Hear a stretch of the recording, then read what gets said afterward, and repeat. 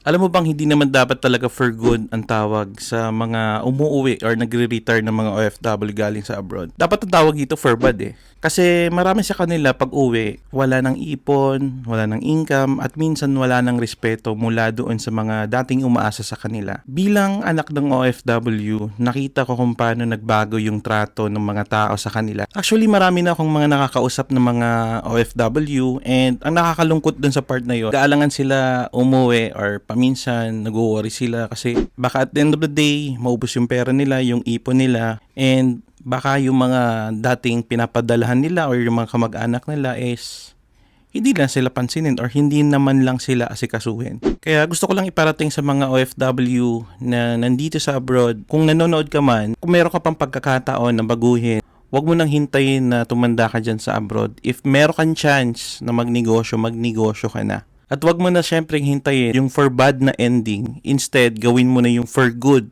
na makakabuti in the future bilang OFW. Kaya kung ikaw ay isang OFW na nanonood dito sa ating video, comment gusto kong matuto if you want to learn how to start a small business dito sa abroad.